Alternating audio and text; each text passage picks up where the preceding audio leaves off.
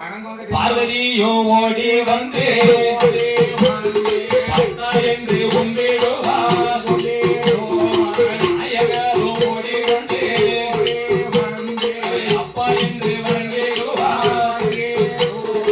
எல்லரும் ஓடி வந்து அவர் தந்தை என்று உண்டிடுவார்.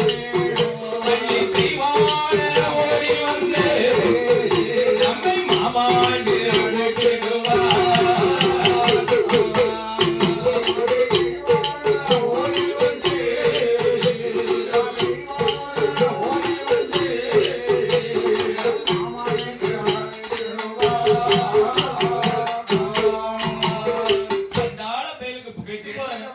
கெட்டு போற நேரத்துல இப்படித்தான் புத்தி வேலை செய்யும்.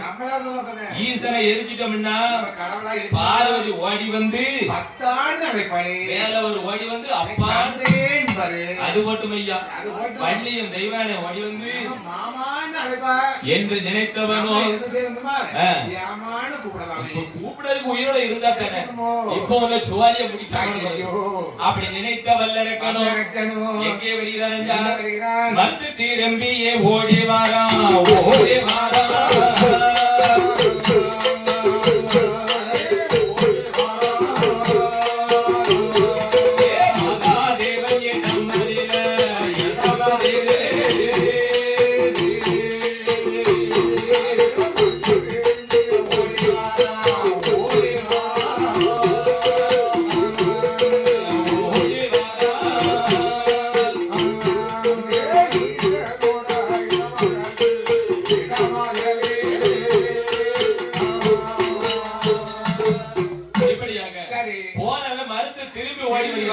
அப்படி ஓடி வரக்கூடிய நேரத்தில் என்ன செஞ்சான் பகவானே கையை தூக்கி சுத்தினாமல்ல இதை பார்த்த சிவபெருமானும் வளர்த்த இடமாறுதலை பாய்வது போல வருகிறானே கொடுத்த வரமாக இருந்தாலும் நம்ம தலையும் பரிபேறுமே என்றுதான் ஆண்டவனான சிவபெருமானும் கைலாசத்தில் பொலிவிருக்கக்கூடிய சிவபெருமானும் பார்வதியை எடுத்து பார்த்தாரா பெத்த பிள்ளைகளை நினைச்சாரா 330 தேவங்களை